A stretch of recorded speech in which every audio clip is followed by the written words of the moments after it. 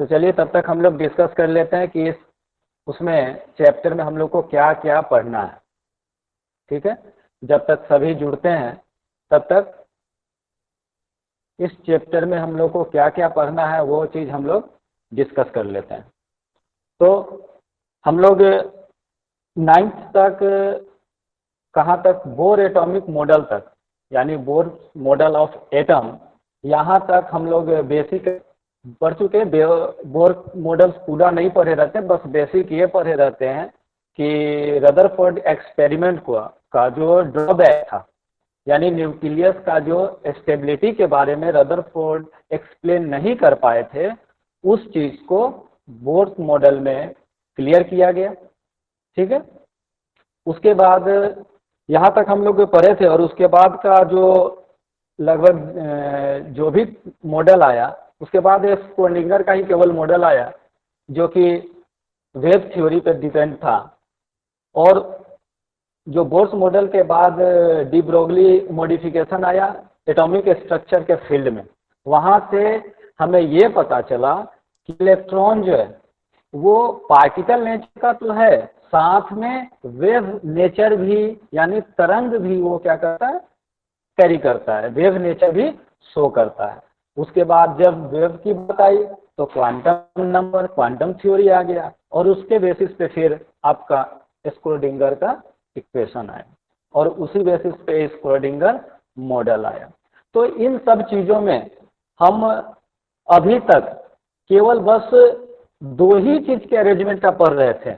जैसे हम लोग सब अभी के टाइम में क्या जानते हैं कि एटम कैसा है, एटम में एक न्यूक्लियस है जिसमें प्रोटॉन और न्यूट्रॉन है, और उसके बाहर में इलेक्ट्रॉन क्या है, रिवॉल्व करता है। इतना हम लोग को अभी प्रेजेंट टाइम में पता है। लेकिन प्रेजेंट टाइम में पहुंचने तक हम लोगों ने कितने मॉडल पढ़े, उसका क्या लॉजिक था, उसके पीछे क्या कारण था कि यहाँ तक हम लोग ये डिसाइड अभी तक किए कर पाए कि यहाँ पहुँचने में क्या क्या हम लोग को प्रॉब्लम आया, क्या चीज़ उसमें नया चीज़ किसने प्रोवाइड कराया, कौन से लॉज के बेसिस पे कौन सा मॉडल हम लोग को प्रोवाइड कराया गया, इन सब चीज़ों को हम इसमें पढ़ते हैं।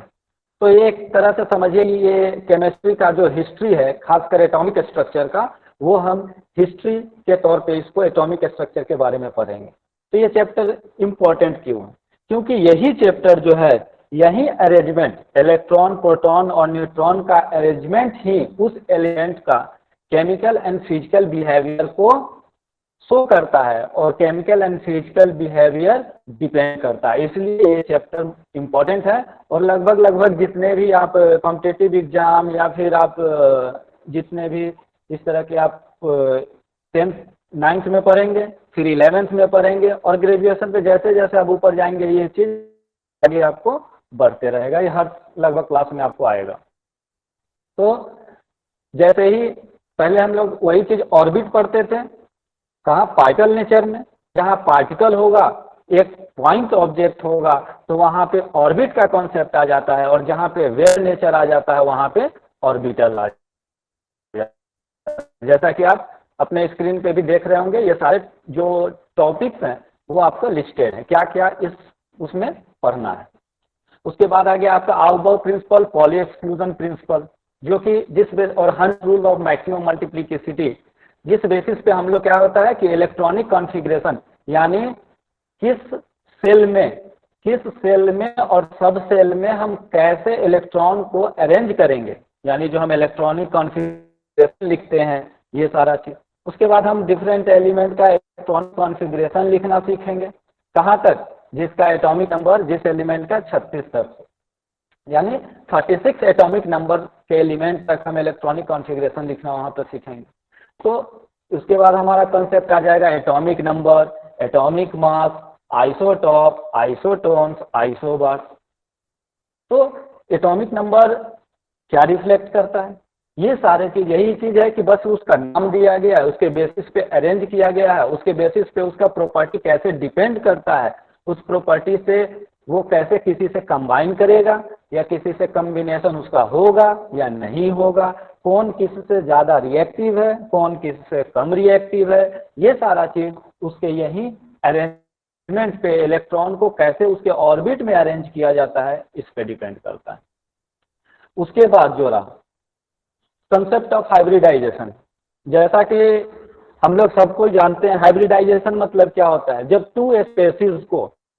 टू डिफरेंट स्पेसीज को एक साथ कंबाइन किया जाता है तो वहां पे क्या बोलते हैं कि हाइब्रिड है। जैसे वो लोग आजकल बहुत चलता है, जैसे कुछ वो ले जाते हैं सब्जी वगैरह भी हम लोग लें तो बोलते हैं हाइब्रिड है, हाइब्रिड क्वालिटी का। हाइब्रिड मतलब कि दो अलग अलग स्पेसीज का लेके या अलग अलग प्रजाति को लेके एक साथ उसको कंबाइन किया गया। तो यहाँ पे प्रजाति नहीं होगी, यहाँ पे ऑर्बिटल का शेप होगा कि अलग अलग कौन से ऑर्बिटल है, एस ऑर्बिटल है, पी ऑर्बिटल है, डी है, एस पी वाई में उसमें भी अलग अलग से होते हैं, एक्स वाई जेड सबसेल होते हैं। तो उनका आपस में कॉम्बिनेशन कैसे होता है, आपस में कॉम्बिनेशन होगा तो वो कैसे एक दूसरे से रिएक्ट करेंगे, क्योंकि है तो इलेक्ट्रॉन सेम चार्ज है तो आपस में प्रोपेल भी करेंगे, एनर्जी अपने स्टेबिलिटी के लिए आपस में कंबाइन भी होंगे। तो यहाँ पे हम लोग और उसी के बेसिस पे हम लोग हाइब्रिडाइजेशन के बेसिस पे शेप ऑफ मॉलिक्यूल पढ़ेंगे। तो यहाँ से हम लोग को थोड़ा पीछे चलना होगा ताकि हम जो पहले 9th में हैं सबको ये भी 10th पास करके आए हैं, तो हो सके बहुत लोग 9th का कुछ भूल भी चुके होंगे। पिछले क्लास में आप ही लोग की तरफ से वो आया था कि सर इसको रिपीट कर दीजिए, थोड़ा रिवाइज कर हो जाएगा और आगे पढ़ने में भी मजा आएगा और समझ में भी आएगा। तो देखिए सबसे में आसान चीज क्या होता है कि दो अगर चीज जिसमें कुछ बिहेवियर है, रिफ्लेक्शन शो कर रहा है, कुछ ना कुछ एक्टिविटी हरकत कर रहा है, तो उस चीज को आइडेंटिफाई करना आसान होता है। तो और दूसरा चीज की जो सबसे बाहर में हो, तो सबसे पहले एटम में डिस्कवर होने वाला जो पार्टिकल था वो था इलेक्ट्रॉन। तो इलेक्ट्रॉन क्योंकि वो सबसे बाहर था, उसके बाद डिस्कवर होने वाला था प्रोटॉन। तो इलेक्ट्रॉन डिस्कवर हो गया, इसलिए क्योंकि वो बाहर था और उस पर चार्ज भी है, निगेटिव हो या पॉजिटिव हो या उस पर कुछ ना कुछ चार्ज है, यानी कोई दूसरा पार्टिकल जब हम उस साथ लाएंगे, चार्ज पार्टिकल या कोई भी आवेश, कोई भी चार्ज उसके पास अगर हम लाएंगे तो वहां क्या होगा, वो कुछ ना कुछ रिफ्लेक्शन शो करेगा। वो रिफ्लेक्शन अगर होगा तो इससे हमको क्या पता चलता है कि यहाँ कोई ना कुछ पार्टिकल है, प्रेजेंट है, जो इसके कारण या तो इसके तरफ अट्रैक्ट हो रहा है या इसके से रिपेल हो रहा है। तो सबसे बाहर होने के कारण भी ये पता जल्दी लगाने में आसान हुआ कि इलेक्ट्रॉन है और इलेक्ट्रॉन का डिस्कवरी हुआ। उसके बाद दूसरा जो है प्रोटॉन क्या है, प्रोटॉन इलेक्ट्रॉन से अंदर, यानी इलेक्ट्रॉन न्यूक्लियस में प्रोटॉन पाया जाता है, यानी इलेक्ट्रॉन से बहुत अंदर। तो वहां पे पॉजिटिव चार्ज पार्टिकल है, इसलिए इसका भी पता चल गया। लेकिन इलेक्ट्रॉन के बाद में जब हम इलेक्ट्रॉन में पहुंचे, यानी एटम पहले हम एटम के अंदर नहीं थे, 1800 से पहले की बात है कि हम ये नहीं जानते थे कि एटम भी कोई चीज होता है। वहां पे हम लोग यही जानते थे महर्षियों द्वारा जो दिया गया था कि 5 मूल तत्व जैसे अग्नि, पृथ्वी, हवा, ये सब चीज से सार पदार्थ बना हुआ, ठीक है। यानी ये हमारा कौन सा व्यू था, ये धार्मिक व्यू था, ठीक है। लोग साइंटिफिक व्यू यानी एटम ये सब के बारे में उस समय तक बिल्कुल अनिवार्य से पता नहीं। पहला एटॉम का स्ट्रक्चर किसी ने ये बताया, जिसके दिमाग में सोच आया, वो थे जॉन डाल्टन। उनके द्वारा एक एटॉमिक मॉडल दिया गया जिसे हम सॉलिड स्फीयर मॉडल के नाम से भी जानते हैं, और ये आया कब, 1803 ईस्वी। तो सॉलिड स्फीयर जैसा कि नाम से लग रहा, सॉलिड स्फीयर क्या है, अनब्रेकेबल, टूटेगा नहीं। हम उस पर कितना भी प्रहार करें जल्दी वो टूटेगा नहीं, हाईली कॉम्पैक्ट है, एकदम बना हुआ है सख्त, ठीक है। सख्त बना हुआ है तो हम उसको तोड़ नहीं पाएंगे। तो इन्होंने इसको नाम दिया एटम कि स्मॉलेस्ट फंडामेंटल पार्टिकल, सबसे छोटा पार्टिकल जिससे पूरा ब्रह्मांड में जितने भी सब्सटेंस है, जितने भी कुछ है, सारा चीज इसी से मिलकर बना हुआ, सब का सब फंडामेंटल पार्टिकल से बना हुआ है। और इसको अब तोड़ा नहीं जा सकता, इससे ज्यादा, इससे छोटा पदार्थ सब्सटेंस या कोई भी पार्टिकल नहीं है, सबसे बड़ा पार्टिकल यही। ये चीज उन्होंने अपने मॉडल में बोला, ठीक है। लेकिन उस समय मॉडल क्या है, एटॉमिक मॉडल का, कम से कम हम इतना तो था कि पदार्थ से अलग हटके, जो विजिबल चीज था उससे अलग हटके हम इनविजिबल की तरफ जा रहे थे, यानी जो दिखता नहीं है उसके बारे में उन्होंने इस चीज को बतलाया। तो उस समय ये बहुत बड़ी बात थी कि इतना उन्होंने सोचा। तो क्या हो गया, एटम सबसे छोटा पार्टिकल है जिससे मिलकर सारा सब्सटेंस बना, पदार्थ बना, मैटर बना हुआ है। इसको फर्दर डिवाइड नहीं किया जा सकता, इंडिविजुअल है, ठीक है। दूसरा उसके बाद इन्होंने एक वो जो बताया उसके प्रॉपर्टी के बारे में कि डिफरेंट एलिमेंट का एटम, मान लीजिए जैसे कार्बन का एटम है, नाइट्रोजन का एटम है, कार्बन और नाइट्रोजन का एटम का प्रॉपर्टी क्या होगा, अलग अलग होगा। चलिए ये भी मान लेते हैं। लेकिन आगे जाके जैसे ही हम लोग जानते हैं आइसोबार्स के मामले, आइसोटॉप्स के बारे में, आइसोटॉप्स के बारे में आप लोग जानते हैं, कोई बताए? सेम नंबर ऑफ प्रोटॉन्स या इलेक्ट्रॉन्स। हाँ, नंबर ऑफ प्रोटॉन, हाँ नंबर ऑफ प्रोटॉन्स क्या होते हैं, सेम होते हैं। आइसो मतलब होता है सेम, मतलब हाँ सेम, और टॉप्स मतलब पोजीशन, यानी जिसके, और जो हमारा पीरियोडिक टेबल है जिसमें जानते हैं कि उसको अरेंज किस बेसिस पे किया गया है, नंबर ऑफ प्रोटॉन के हिसाब से, उसी को बोलते हैं एटॉमिक नंबर। तो जिसमें सेम नंबर ऑफ प्रोटॉन हो। तो जॉन डाल्टन का थ्योरी क्या था, जॉन डाल्टन ने क्या बताया कि डिफरेंट एलिमेंट्स के एटम जो है उनकी प्रॉपर्टी डिफरेंट होंगे। यहाँ तो आइसोटॉप्स में सेम प्रॉपर्टी निकलेगी कि उसके number of proton he same होंगे। अब क्या हुआ, ये मॉडल उनका यहाँ फेल हो गया। लेकिन ये मॉडल लगभग आपको 100 साल तक एग्जिस्ट में था, 100 साल तक इस मॉडल को फॉलो किया गया। लोगों का 100 साल तक मानना यही था कि एटम जो है इंडिविजुअल है और ये जो है डिफरेंट, मतलब डिफरेंट एलिमेंट का एटम का प्रॉपर्टी डिफरेंट होगा। आइसोटॉप्स के खोज के बाद ये चीज हमारा क्या हो गया, फ्लॉप कर गया। ये मॉडल जो है क्या हो गया, उसको अब हम लोग डिस्कार्ड कर दिए। उसके बाद दूसरा जो इनका एक और वो था, एटम के प्रॉपर्टी के बारे में इन्होंने दिया गया कि सेम एलिमेंट का एटम जो है उसका प्रॉपर्टी भी सेम होगा हर रेस्पेक्ट में। लेकिन हम लोग एक चीज और पढ़े इसमें, आइसोबार्स। आइसोबार्स क्या होता है पता है आप लोगों को? कोई एक आदमी बताइए, आइसोबार्स क्या होता है?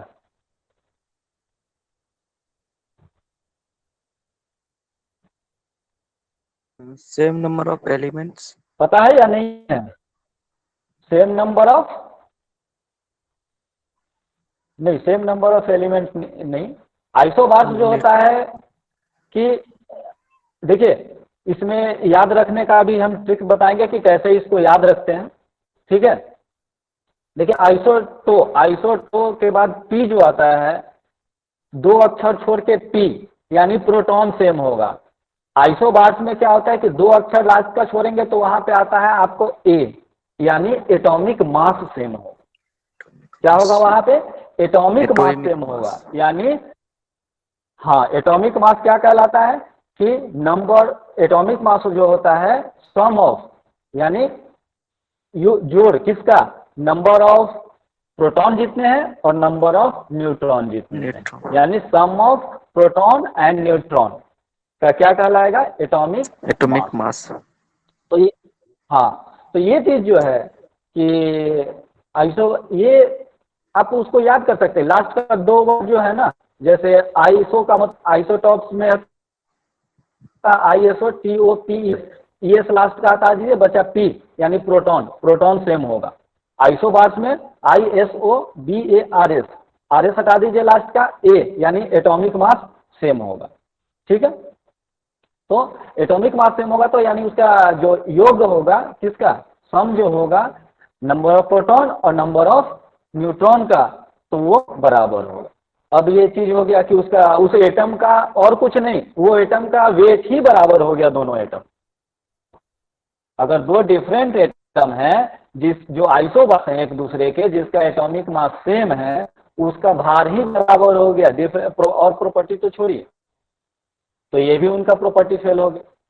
तीसरा उन्होंने दिया, तीसरा प्रॉपर्टी जो एटम के बारे में उन्होंने बताया, जो उसका जो कि compound are the combination of these elements, जो भी कंपाउंड बनते हैं या बने हैं वो क्या है, इन्हीं एटम के कॉम्बिनेशन से बने हैं। और ये पॉइंट जो है, जो आपके स्क्रीन पर दिख रहा होगा, ये अलग कलर में लिखा हुआ है, ये आज भी फॉलो होता है।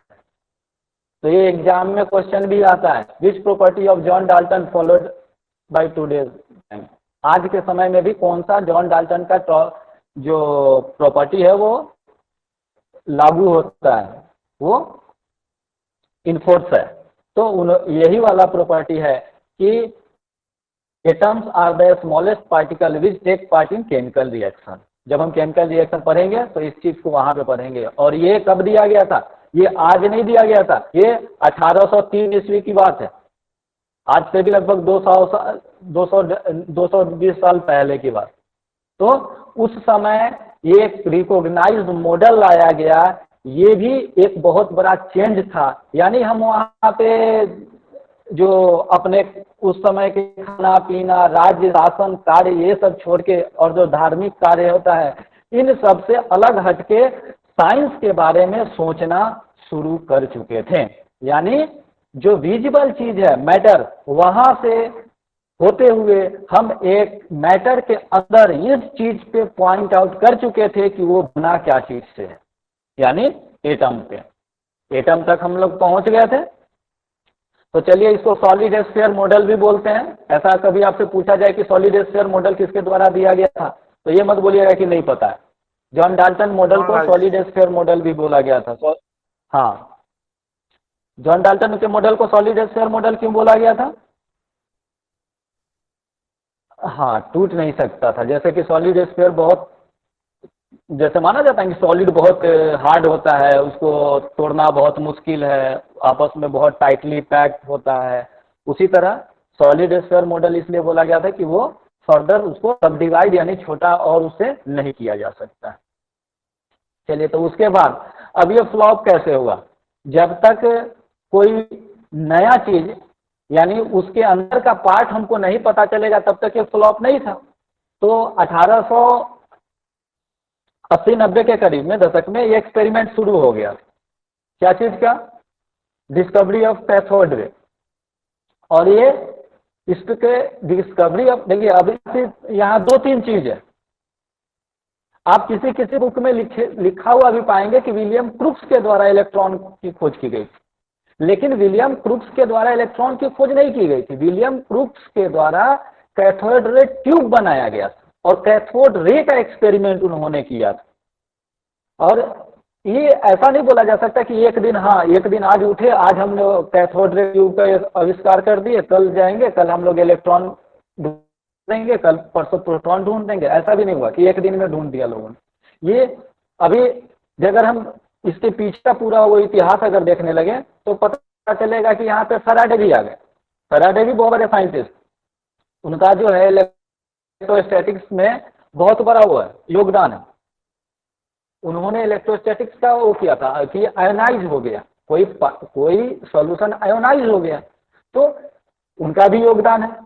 फिर आपको विलियम क्रूक्स का भी योगदान है, जूलियस पोकर का भी योगदान है। और लेकिन क्रेडिट किसको हो गया? इलेक्ट्रॉन के खोजने का, डिस्कवरी ऑफ इलेक्ट्रॉन को खोजने का क्रेडिट गया जे थॉमसन को, जिन्होंने इलेक्ट्रॉन के कैथोड रे को क्या किया, कैथोड रे के प्रॉपर्टी को एक्सप्लेन किया। उस प्रॉपर्टी को एक्सप्लेन करने के बाद ऑब्जर्व करने के बाद उनको कंक्लूड किया कि ये जो कैथोड रे है जिस पार्टिकल से मिल के बना हुआ है वो निगेटिव चार्ज पार्टिकल है। ठीक है, तो निगेटिव चार्ज पार्टिकल है ये बताया। दूसरा चीज, ये फंडामेंटल पार्टिकल है किसी भी सब्सटेंस का या किसी भी एटम का, यानी ये सभी एटम में ये चीज पाया जाएगा, ये बताया उन्होंने। जब ये चीज बताया उन्होंने तब उनके नाम पे ये मुहर लगी कि इन्होंने ही ये चीज बताया है। लेकिन इलेक्ट्रॉन नाम इन्होंने भी नहीं दिया था, इलेक्ट्रॉन का नाम स्ट्रोनिक ने दिया था, समझे। तो हम लोग जो उस फील्ड में ज्यादा काम करता है उसका नाम देते हैं, उसी के नाम से जाना जाता है। लेकिन एक समझिए तो ये कंबाइंड सारा वर्ल्ड जो है इसमें एक साथ कंबाइंड होके एक एटम के स्ट्रक्चर को स्टडी कर रहा है, पढ़ रहा है, इस तरीके का हुआ है। तो इसको जैसे सबसे पहले हम लोग थोड़ा पढ़ लेते हैं कि कैथोड रे ट्यूब होता क्या है। ठीक है, कैथोड रे ट्यूब के बारे में कोई जानते, बता पाएंगे? हाँ बोलिए सर। कैथोड रे एक निगेटिव चार्ज प्लेट्स है। ये प्लेट्स, हाँ ठीक है, यस सर, बस हाँ कैथोड कैथोड प्लेट है, कैथोड और एनोड प्लेट हो गया। हाँ बहुत अच्छा, और इस पर निगेटिव चार्ज होता है। चलिए अच्छी बात है, यस सर। हाँ सही है, और गुड। सर नहीं बता चलिए अच्छी बात है, कुछ अटेम्प्ट करने से ही हमारे नहीं, वो अच्छी बात है, जितना भी आपने बताया बहुत अच्छी है, अच्छी चीज है। हेजिटेशन दूर करना है क्लास में आपको अभी अगर टेक्नोलॉजी के फील्ड में लीड करना है, आगे बढ़ना है, तो आपको हेजिटेट नहीं होना है, क्योंकि आप हर समय आगे, जब आपका कोई काम करने का इच्छुक नहीं होगा आपको तभी आगे के स्टेप फॉरवर्ड लेके करना पड़ेगा, तभी आपको जाना भी जाएगा और आपका यूटिलिटी भी तभी है। अगर सब ये काम कर लेंगे तो फिर आपका टेक्नोलॉजी सीखने का मतलब कहाँ बन जाएगा। गलत हो सकता है, गलती हो सकती है, लेकिन आपको आगे आना पड़ेगा उस चीज को एक्सप्लेन करने के लिए, बताने के लिए जो आप जानते हैं। ठीक है, अगर आप 10 आदमी को वो चीज समझा देंगे तो आप समझिए कि आपको वो चीज समझ में आ रहा है। चलिए हम बताते हैं कैथोड रे क्या है। कोई और अगर ट्राई करना चाहेंगे कैथोड रे ट्यूब के बारे में, कोई और अगर ट्राई करना चाहेंगे, चलिए हम बताते हैं कैथोड रे क्या है। कैथोड रे ट्यूब है कि एक सेटअप है, एक अरेंजमेंट है, एक डिस्चार्ज ट्यूब लिया गया। डिस्चार्ज ट्यूब यानी जिसमें से हम वैक्यूम क्रिएट कर सके, जिसमें से हवा को हम बाहर निकाल सके। तो वहां पे देखिए जैसा आपको डायग्राम में दिख रहा है, एक नीचे एरो सा लगा हुआ है और वैक्यूम पंप लिखा हुआ है। तो वहां पे एक पंप लगा होता है जो कि एयर को जो अंदर है उसको सक करके बाहर की तरफ फेंक देता है। उसके बाद इसमें 2 प्लेट लगे हुए हैं दोनों साइड, एक तरफ जिसमें हम निगेटिव टर्मिनल को अटैच किए हुए हैं और दूसरी तरफ क्या किए हुए हैं, पॉजिटिव टर्मिनल को अटैच किए हुए हैं। ठीक, ये दिख रहा है, ये देखिए यहाँ पे निगेटिव टर्मिनल को अटैच किए हुए हैं यहाँ पे, और इस साइड जो है यहाँ पे पॉजिटिव टर्मिनल को अटैच किए। तो जो पॉजिटिव टर्मिनल है उसको हम लोग बोलते हैं एनोड, और जो निगेटिव टर्मिनल है वो हो गया क्या, हमारा कैथोड। ठीक, अब क्या हुआ, यहाँ हाई वोल्टेज हम अप्लाई करते हैं इलेक्ट्रॉन का डिस्कवरी में। कैथोड रे के उसमें क्या करते हैं कि हम 1000 वोल्ट के करीब यहाँ पे अप्लाई करते हैं। 1000 वोल्ट आप समझ रहे हैं कितना हो जाता है। हम लोग 440 वोल्ट में ही काम चला लेते हैं, जो घरेलू बिजली हो जलता उलता है, जो बहुत सारे जो मशीनें चलती हैं उसमें, और 1000 वोल्ट तो ट्रांसफार्मर से फिर हमको 440 में बदलना पड़ता है। तो यहाँ पे जो आपका दिख रहा है, ये जो है यहाँ पे हम हाई वोल्टेज जनरेटर लगाते हैं, यहाँ पे 1000 वोल्ट यहाँ से हम सप्लाई करते हैं। ठीक है, गैस के प्रेशर को यहाँ 10 to the power -3 mm, 10 to the power -3 mm हम गैस के प्रेशर को मेंटेन करते हैं इस ट्यूब के अंदर। तो जैसे अच्छा एक बताओ, एक वो चीज बताइए, एटमॉस्फेरिक प्रेशर और जो प्रेशर जो है एमएम में क्या मतलब रिलेशनशिप है दोनों में? मरकरी कॉलम का जो प्रेशर होता है जो हम मेजर करते हैं उसको एमएम में मेजर करते हैं। जैसे हमने अभी बोला 10⁻³ mm का प्रेशर लेंगे, 10⁻³ mm ऑफ Hg, ये हमारा होगा प्रेशर इस गैस ट्यूब के अंदर। दोनों में रिलेशनशिप आपको पता है? एक एटमॉस्फेरिक प्रेशर बराबर कितना mm होता है? सर नहीं पता सर। चलिए तो नोट कर लीजिए, 1 एटमॉस्फेरिक प्रेशर बराबर 760, 1 एटमॉस्फेरिक प्रेशर बराबर 760 mm of Hg। 770 mm of Hg का जितना प्रेशर होगा उतना 1 एटमॉस्फेरिक प्रेशर बराबर होता है। ठीक है, तो देखिए 1 एटमॉस्फेरिक प्रेशर से भी बहुत कम 10⁻³ लगभग -4 भी कहीं कहीं लेकर किसी किसी रूप में आप देखेंगे कि -4 भी वहां पे दिया हुआ है। तो इतना प्रेशर हम लो कर देते हैं इस किसका, इस गैस, इस डिस्चार्ज ट्यूब का। इस डिस्चार्ज ट्यूब का प्रेशर इतना लो क्यों करते हैं? ये भी क्वेश्चन आपको आता है कहां पे, एग्जाम्स में, कि इसका हम प्रेशर क्यों लो करेंगे। तो क्या होता है, मान लीजिए कि यहां से इलेक्ट्रॉन निकला, यहां कैथोड से इलेक्ट्रॉन निकला, यहां पे जो एयर है तो एयर भी तो एटम से बना हुआ है, उसमें भी तो पार्टिकल्स हैं, उसमें भी तो एटम्स हैं। तो उस एटम से जाके अगर वो टकरा जाएगा तो उसका तो हम जो बिहेवियर है उस बिहेवियर को हम ऑब्जर्व ही नहीं कर पाएंगे। ठीक है, इसलिए इसके प्रेशर को क्या किया जाता है, बिल्कुल कम किया जाता है। दूसरा चीज है कि अगर सब एटॉमिक पार्टिकल है, वो एटम के भी अंदर का पार्टिकल है, तो उसका वेट जो है या उसका भार जो है, मास जो है उसका एक्चुअली क्या होगा, उस एटम से बहुत कम होगा। तो जिसके कारण जैसे ही वो जाएगा तो एटम से जब वो टकराएगा तो वो आगे जा ही ना पाए, हो सके रिवर्ट हो जाए, बैक हो जाए।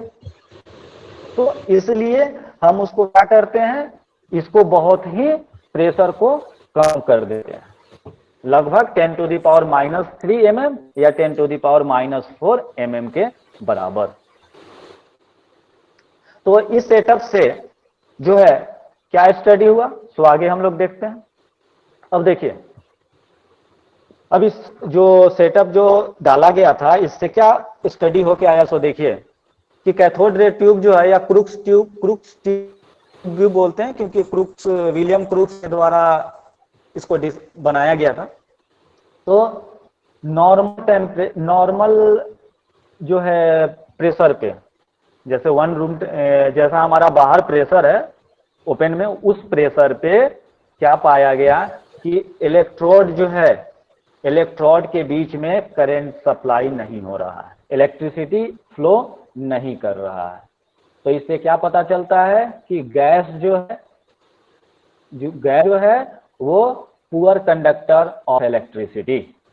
इस चीज को जो वो किया गया था, क्रूक्स के द्वारा किया गया था कि गैस जो है बहुत ही खराब कंडक्टर है इलेक्ट्रिसिटी का, यानी पुअर कंडक्टर ऑफ इलेक्ट्रिसिटी, यहां से कोई इलेक्ट्रिसिटी पास नहीं होगा।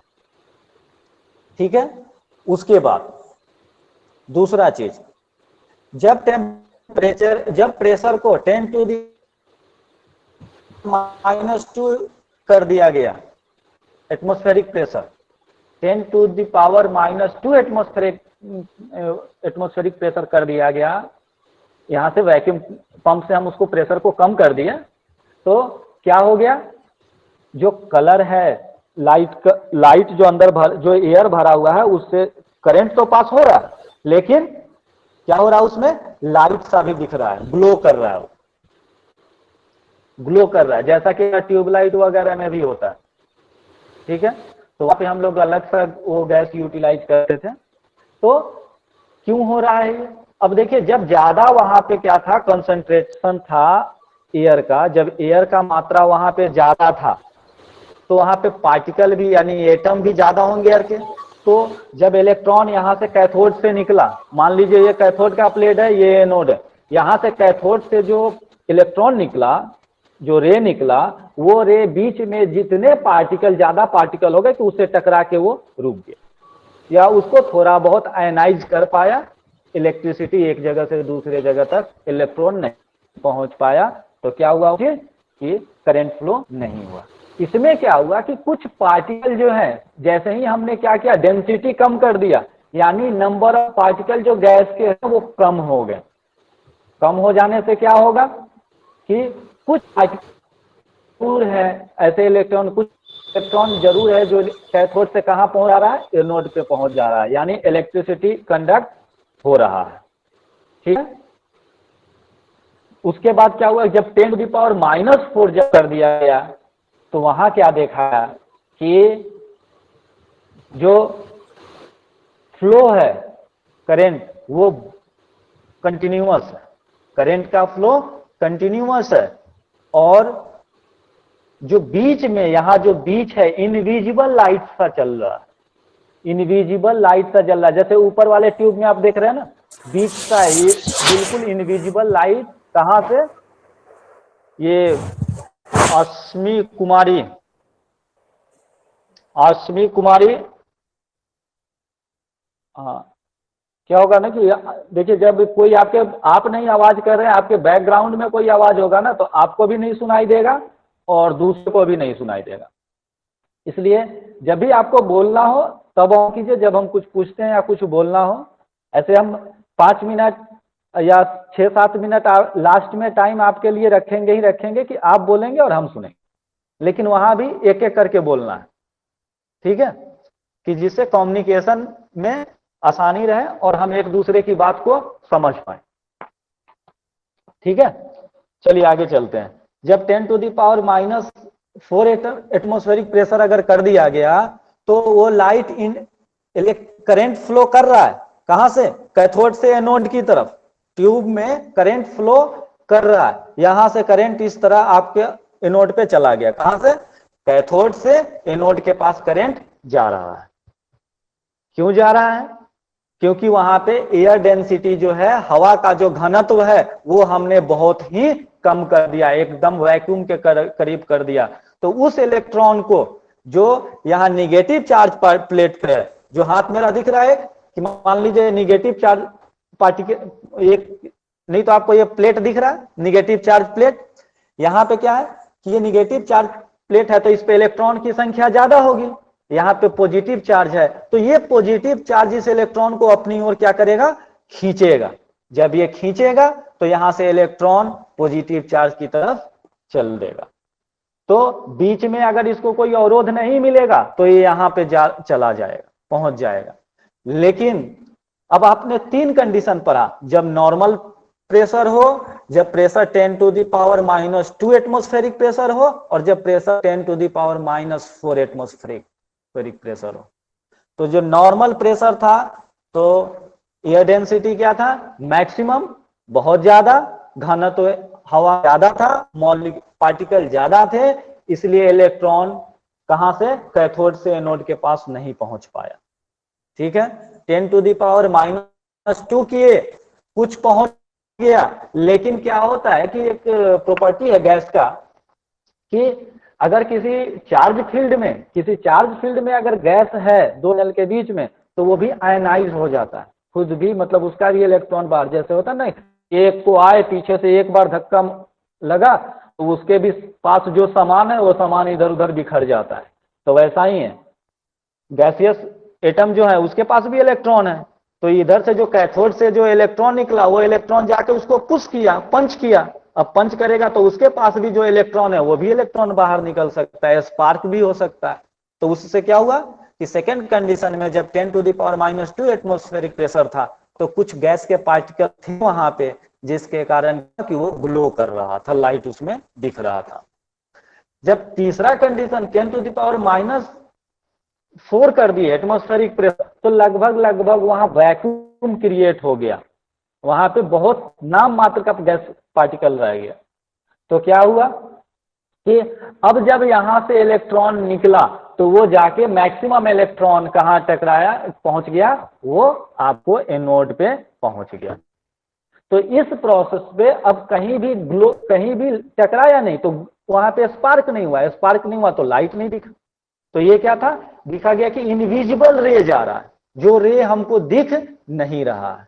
तो इसको अब कैसे पता चला, अब आप भी बोलेंगे कि उस समय कैसे पता चला कि ये नहीं। तो हम क्या करते हैं उसके लिए कि जैसे ये जो हमारा एनोड है इसके पीछे एक लेयर चढ़ा देते हैं, उसको फ्लोरोसेंट कोटिंग बोलते हैं। आपके फिगर में भी ऊपर लिखा हुआ फ्लोरोसेंट कोटिंग। और यहाँ पे जो हम एनोड लेते हैं, अब बोलिएगा कि जब अगर एनोड है यहाँ पे, अगर हम एनोड रखे हुए हैं दूसरे साइड, तो इलेक्ट्रॉन यहाँ से आया और यहाँ पे एनोड पे तो टकरा जाएगा, तो फिर तो ये आगे जाना ही नहीं चाहिए।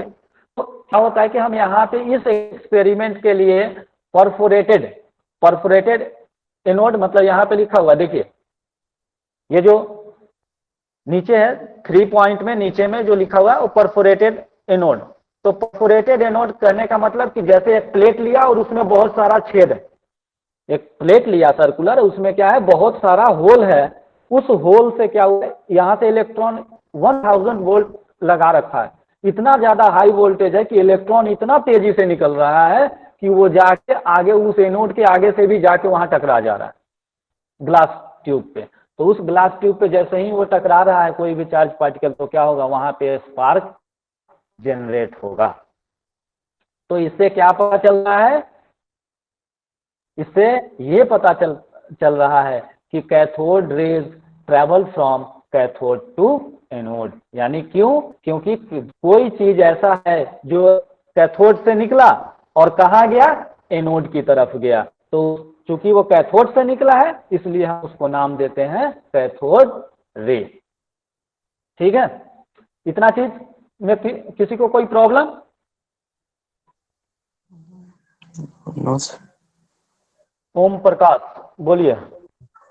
सर दिक्कत नहीं है, लेकिन थोड़ा कंफ्यूजन है कि ये सर जो इलेक्ट्रॉन बोलिए, है, कंफ्यूजन? हाँ, माइनस हाँ जो पार्टिकल्स है, इसमें दो, इसमें तो जो भी पार्टिकल्स होगा इसमें तीनों मौजूद होगा, इलेक्ट्रॉन, प्रोटॉन, न्यूट्रॉन। हाँ, इलेक्ट्रॉन प्रोटॉन न्यूट्रॉन होगा। हाँ जी, तो ये जो माइनस जो देखिए कैथोड, क्या जी, होता है, हाँ बोलिए बोलिए, माइनस जो कैथोड। माइनस कैथोड है, फिर ये एनोड की तरफ गया, तो ये फिर इससे क्या मतलब, इससे क्या रिएक्शन होता है?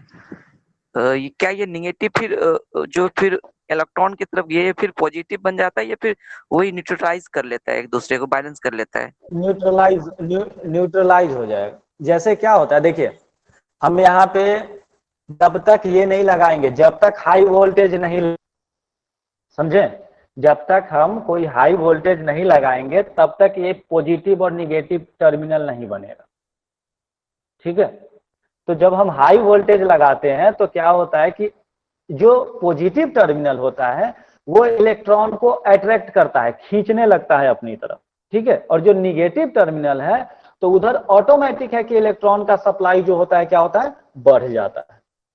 तो जो एक तरफ से क्या होता है, इलेक्ट्रॉन खींच रहा है, दूसरी तरफ से इलेक्ट्रॉन वो होता है। और हम चूंकि अभी के टाइम ये जानते हैं कि मेटल में क्या होता है, मेटल में आउटर मोस्ट ऑर्बिट में इलेक्ट्रॉन लूजली पैक होते हैं, वो ढीले तौर पे सेंटर से अट्रैक्ट होते हैं, इसलिए क्या होता है, वो वहां से निकल जाता है, इसीलिए जो है क्या वो इलेक्ट्रिसिटी कंडक्ट कर पाता है। तो यहाँ पे जो कंडीशन है कि इलेक्ट्रॉन प्रोटॉन न्यूट्रॉन है, तो उस एटम से इलेक्ट्रॉन निकल गया है, समझिए, तो उस एटम से इलेक्ट्रॉन निकल गया है और इधर से फिर इसको दूसरा इलेक्ट्रॉन ये कहीं से और बगल से वो पूरा करेगा। तो इस तरीके से इलेक्ट्रॉन ये सर्किट में क्या होगा, रोटेट करते रहे। समझे? Yes sir. हाँ, इलेक्ट्रॉन डिस्ट्रॉय नहीं होगा, खत्म नहीं होगा। ये यस नहीं सर, कि इलेक्ट्रॉन वहां पे चला गया तो खत्म हो गया उससे मिलके, यस, ये खत्म नहीं रोटेट होगा। होते अगर जाए। क्या होता है, हम लोग भी, हाँ रोटेट, हम लोग भी वो पढ़ते हैं ना, हम लोग भी वो करते हैं ना कि चार्ज हो गया, चार्ज हो गया, किसी पे इलेक्ट्रॉन चला गया तो हम उस पर क्या करते हैं, एक निगेटिव चार्ज डाल देते हैं। कोई इलेक्ट्रॉन अगर रिसीव कर लिया, तो अगर इलेक्ट्रॉन कोई ले लिया तो उस पर पॉजिटिव डाल देते हैं। यस कोई इलेक्ट्रॉन अगर लूज किया तो पॉजिटिव, यानी उस पर नंबर ऑफ प्रोटॉन बढ़ गए। दूसरा कोई यस इलेक्ट्रॉन उसका ले लिया, उस पर निगेटिव चार्ज आ जाता है कि उसके पास इलेक्ट्रॉन ज्यादा होगा। तो अब यस चलिए, तो जब तक हम बैटरी नहीं, जब तक हम हाई वोल्टेज जनरेटर नहीं लगाएंगे तब तक नहीं होगा, ठीक है। उसके बाद देखिए, तो यहां तक हमने क्या कर दिया, उस रे का नाम अब दे दिया कैथोड रे। ये रे जो हो गया कैथोड रे हो गया। यहां तक का जो एक्सपेरिमेंट था ये क्रुक के द्वारा किया गया, समझे। चलिए, और कोई, किसी को कोई दिक्कत? धानी राम कुमार, यस सर। बोलिए। Dhaniram, yes sir. समझ में आया या नहीं? समझ में आया? कुछ अच्छा से समझ में नहीं आ रहा है। तो एक काम कीजिएगा, यस सर। जब अभी क्लास खत्म होगा तो आप इसका स्नैप ले रहे हैं? यस सर, ले रहे हैं। स्नैप ले लिया कीजिए आप लोग, ठीक है। यस और सर। इसको एक बार रिवाइज कीजिएगा, ठीक है। यस एक सर। बार जब तक आप रिवाइज नहीं करेंगे, क्योंकि ये 1-2 दिन का नहीं है, ये लगभग आपका बहुत लंबा चौड़ा एक्सपेरिमेंट। ये एक कॉन्सेप्चुअल चीज भी है जिसको डायरेक्ट, क्योंकि इसको ये इनविजिबल है, हम लोग देख नहीं सकते हैं। ये केवल हम लोग क्या कर सकते हैं, उसको फिर जैसे इन लोगों ने क्या, साइंस क्या होता है, एक्सपेरिमेंट, ऑब्जर्वेशन एंड कंक्लूजन। तो हम लोग क्या कहें कि हम लोग उनके एक्सपेरिमेंट को पढ़ रहे हैं कि उनके एक्सपेरिमेंट से क्या ऑब्जर्वेशन हुआ, उस ऑब्जर्वेशन से कंक्लूजन, उन्होंने कंक्लूजन निकाल दिया, उस कंक्लूजन, उस सारे स्टेप को हमको भी समझना होगा, तब हमको समझ में आएगा, ठीक है। तो यस। इस चीज को अगर फिर से हम एक बार दोहराएंगे तो जरूर है समझ में आ जाएगा, ठीक। चलिए, तो इसीलिए हम लोग क्या करेंगे, ज्यादा एक दिन में ज्यादा लोड नहीं लेंगे। अभी हमने बस केवल क्या किया, 2 स्लाइड अभी तक वो किया है, 2 से 3। क्या पहला Yes. पढ़ा, John Dalton atomic model. John Dalton atomic model, John Dalton ने बस एक बार ये ओवरव्यू दे रहे हैं आप लोग, यस। उसको एक बार मतलब वो कर लीजिए। जॉन डाल्टन का क्या बोला कि एक स्फीयर की तरह है, एक बॉल की तरह है। क्रिकेट बॉल आप लोग सब देखे ही हैं, यस सर। क्रिकेट बॉल देखे ही है ना। Yes sir. वैसे ही कि बोले कि एक स्फीयर की तरह है, उसमें उसको तोड़ा नहीं जा सकता, उसके बस सबसे छोटा पार्टिकल यही है जिससे मिलके सारा सब पदार्थ बना हुआ है, सारा सब्सटेंस बना हुआ है, ठीक है। एक चीज ये हो गया। उन्होंने बाकी उसके बाद और भी प्रॉपर्टी दिया। एटम क्या है, एटम जो है एक तरह का, एक सब्सटेंस का एटम। जैसे मान लीजिए हमने आयरन लिया, तो आयरन के जितने भी एटम होंगे सब एक ही तरह के होंगे, ये बताया, ठीक है। उसके बाद दूसरा था कि हम 2 एटम लिए, एक आयरन ले लिए, एक कॉपर ले लिए, तो दोनों का एटम बिल्कुल अलग अलग डिफरेंट होगा। फिर उन्होंने बोला कि एटम जो है, कोई भी अगर सब्सटेंस बनता है रिएक्ट करके, जैसे वाटर बना, तो वाटर किसके किसके उससे मिलके बना हुआ, ऑक्सीजन और हाइड्रोजन। तो ऑक्सीजन का एटम और हाइड्रोजन का एटम, यही दोनों एटम कंबाइन होगा, ये दोनों एटम कंबाइन होगा तभी बनेगा, ठीक है। तो ये उनका मॉडल था। उसके बाद हमने पढ़ा कैथोड रे। कैथोड रे होता क्या है, कैथोड रे एक डिस्चार्ज ट्यूब है जिसमें बहुत कम हम लोग क्या करते हैं, कैथोड उसमें बहुत कम हम लोग प्रेशर रखते हैं, और उसमें हाई वोल्टेज जनरेटर से हम लोग पावर सप्लाई करते हैं, जिसका लगभग 1000 वोल्ट के करीब कैपेसिटी हो वो, और 2 टर्मिनल बन जाएगा, कैथोड और एनोड। कैथोड से इलेक्ट्रॉन निकल के किधर जाने लगेगा, एनोड की तरफ, और यही जो ट्रेवल होता है कैथोड से लेके, जो बीम ऑफ इलेक्ट्रॉन जो ट्रेवल होता है, इसी को हम लोग बोलते हैं कैथोड रे, ठीक है। बस इतना ही चीज हम लोग पढ़े। तीसरा चीज हम लोग पढ़े हैं कि डिफरेंट प्रेशर लेवल, प्रेशर अगर कम, आगे पीछे प्रेशर ऊपर नीचे करके देखा कि गैस का बिहेवियर कैसा है उसके अंदर। तो प्रेशर जब हम क्या किया, जब रूम प्रेशर पे, जब एक नॉर्मल एटमॉस्फेरिक प्रेशर पे जब हम इसको चेक किए, इसी सेटअप, ये जो सेटअप आपको जो ये ट्यूब जो दिख रहा है उसमें, ये ट्यूब में को जब वहां पे इसमें 1 एटमॉस्फेरिक प्रेशर जब डाला रखा गया केवल, तो देखा कि इसमें करंट फ्लो नहीं कर रहा है दोनों टर्मिनल के बीच में, ठीक है, कैथोड और एनोड के बीच में। जब वही प्रेशर को और कम किया गया, 10⁻⁻2 एटमॉस्फेरिक प्रेशर किया गया, तो देखा गया कि करंट फ्लो करने लगा है, लेकिन बीच में कुछ कुछ वो भी कर रहा है, लाइटनिंग भी हो रहा है। तो उससे क्या पता चलता है कि ये जो है इलेक्ट्रॉन जो निकल रहा है बीच में, जो एयर का एटम है उससे टकरा के लाइटनिंग हो रहा है। तीसरा चीज उससे पता चला, तीसरा चीज क्या किया, अब उस प्रेशर को और कम कर दिया, 10⁻⁴ एटमॉस्फेरिक प्रेशर, यानी लगभग आपको वैक्यूम। अब वैक्यूम जब हो गया तो ये जो रे ट्रैवल कर रहा था कैथोड से एनोड, ये इनविजिबल हो गया, ये कुछ में कुछ लाइट नहीं दिख रहा, लेकिन रे वहां ट्रैवल कर रहा है। ये कैसे पता चला? तो उसके लिए क्या किया कि एक छिद्र वाला क्या किया, होल युक्त क्या लिया, एनोड लिया। उसको बोलते हैं परफोरेटेड एनोड, जिसमें हल्का हल्का क्या, छोटा छोटा बारीक सा होल हो। और उसके पीछे क्या किया कि फ्लोरोसेंट, जैसे जिंक सल्फाइड होता है फ्लोरोसेंट वगैरह, तो उसको कोटिंग कर दिया कि जिस पे कोई चीज स्ट्राइक करेगा तो वो क्या करेगा, ग्लो देगा, वहां पे चमकेगा। तो इससे पता चल गया कि कोई चीज जो है यहाँ कैथोड से निकल के एनोड की तरफ जा रहा है और इनविजिबल है।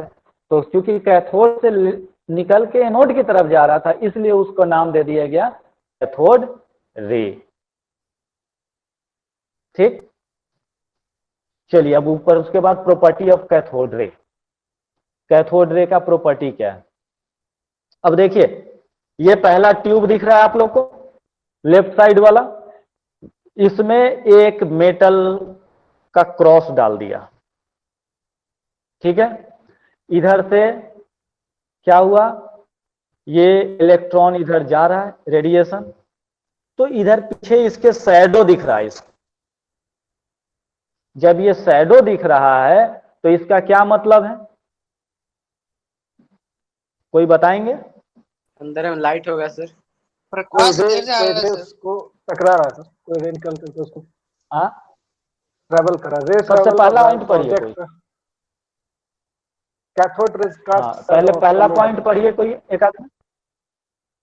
कैथोड पहला पॉइंट कोई पढ़े। Cast shadow of solid object, तो हाँ, कैथोड रे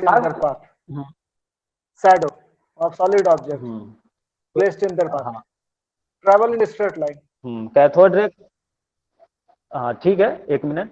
तो cathode ray cast shadow of solid object place in their path. Solid object यानी ऑब्क्यू ऑब्जेक्ट, जिससे लाइट पास ना करे, ठीक है। तो क्या बोला कि अगर कोई शैडो कास्ट कर रहा है, अगर पीछे उसका शैडो बन रहा है, तो उसका मतलब है कि वो जो लाइट क्या स्ट्रेट लाइट में ट्रेवल कर रहा है, ठीक है। वो जो लाइट है वो स्ट्रेट लाइन में ट्रेवल कर रहा है। तो दूसरा चीज क्या, दूसरा पॉइंट इसमें क्या है, ये पढ़िए। Shadow is cast behind the anode away from cathode, यानी शैडो किधर कास्ट हो रहा है, एनोड के पीछे, एनोड के साइड। तो क्या मतलब है, अगर शैडो अगर एनोड की तरफ कास्ट हो रहा है तो लाइट जो निकल रहा है, जो ट्रैवल कर रहा है, जो रे, वो किधर से कर रहा है, कैथोड से एनोड की तरफ। तो travel from cathode to anode. तो इसमें जो ये जो किस कलर का है, लगभग रेडिश कलर का जो है, वो आपको कंक्लूजन है, ठीक है। यानी ये चीज, और जो ब्लू कलर का लिखा हुआ है वो ऑब्जर्वेशन है, उसने ऑब्जर्व किया क्या, ये चीज ऑब्जर्व किया, तो वो उससे क्या कंक्लूड किया, ये चीज। तो पहले भी बताए हैं, साइंस है क्या, experiment, observation and then conclusion. Then after we proceed to second point, they cause rotation of a light wheel placed in their path. समझे, जैसे मान लीजिए हवा है, और उसमें हम लोग क्या करते हैं, एक अगर कोई जैसे पवन चक्की वगैरह देखे हैं तो क्या करता है, हवा उसको रोटेट कर देता है।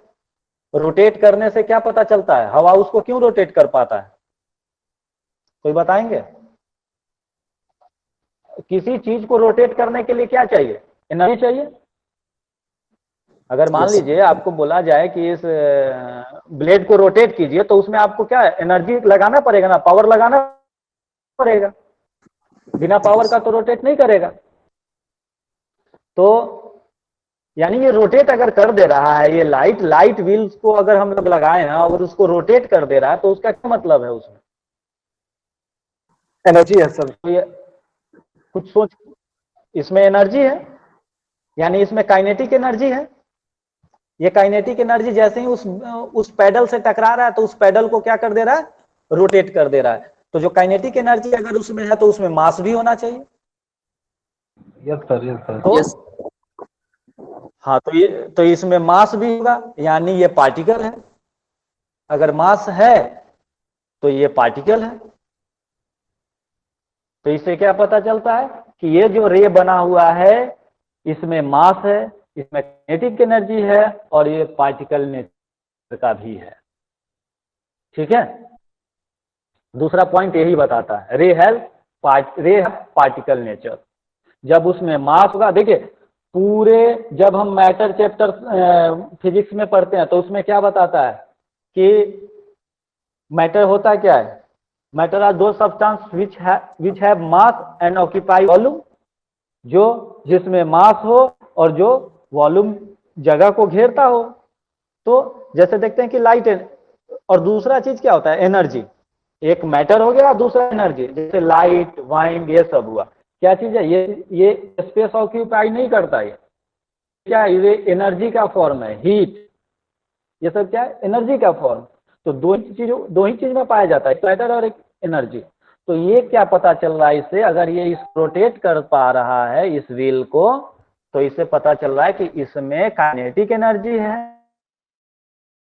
उस काइनेटिक एनर्जी से, क्योंकि काइनेटिक एनर्जी का फॉर्मूला होता है half mass into velocity square, half mv square. तो मास है इसमें, और तो मास होगा तो वो पार्टिकल नेचर का होगा। ठीक है, दूसरा पॉइंट समझ में आ गया? Yes sir. चलिए तीसरा पॉइंट, बाकी पॉइंट अभी पढ़ाएंगे नहीं, बाकी पॉइंट लगभग टाइम कंप्लीट होने को जा रहा है। आप बाकी पॉइंट एक बार देख सकते हैं, स्नैप सकते हैं, इसको पढ़ के भी आ सकते हैं।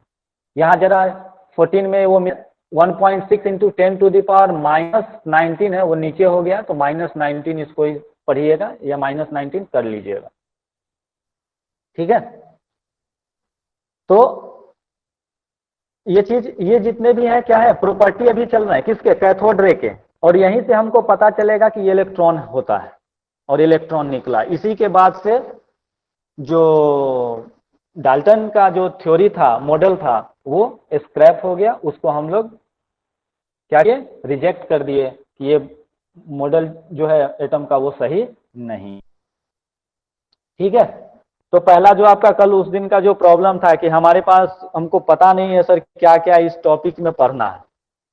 ठीक है, तो इस टॉपिक में बोर्स मॉडल से पढ़ना है, बाकी का जो रदरफोर्ड मॉडल है वो हम लोग 9th में पढ़ के होते हैं, जिसका हम लोग अभी रिवीजन करेंगे। शायद एक क्लास और लगे, तब तक हम लोग वहां तक पहुंच जाएंगे। ठीक है, यस सर। और कोई प्रॉब्लम? जैसा कि लास्ट में आपको बोले थे कि 4-5 मिनट आपका बात रहेगा, बोलिए। सर 9th में था। तो इस, हाँ 9th में था, तो उस चीज को अगर बुक वगैरह होगा तो वहां तक एक बार रिवाइज कीजिएगा। ठीक है, आगे, क्योंकि जब देखिए मेन चीज है कि टर्म पता होना चाहिए। जब टर्म पता होगा ना तो समझ में आसानी से आएगा, टर्म नहीं पता होगा तो समझ में नहीं आएगा। और थोड़ा हम लोग इसको डीपली ले रहे हैं, आपके जो थोड़ा 9th के बुक में है, इतना एक्सप्लेनेटरी नहीं है, इतने सारे उसमें आपको कैथोड रे के इतने सारे प्रॉपर्टी नहीं लिखे होंगे, इतने सारे प्रॉपर्टी नहीं बताए होंगे, वहां मुश्किल से 5 से 6 प्रॉपर्टी बताते हैं। लेकिन ये सारा चीज हमको अब एडवांस में जैसे ही जाएंगे तो यूज होगा। ठीक है, तो आपको बस एक बार थोड़ा थोड़ा नाम भी अगर सुना हुआ रहेगा ना, तो दोबारा जब भी रिवाइज होगा तो आपको वो चीज याद हो जाएगा।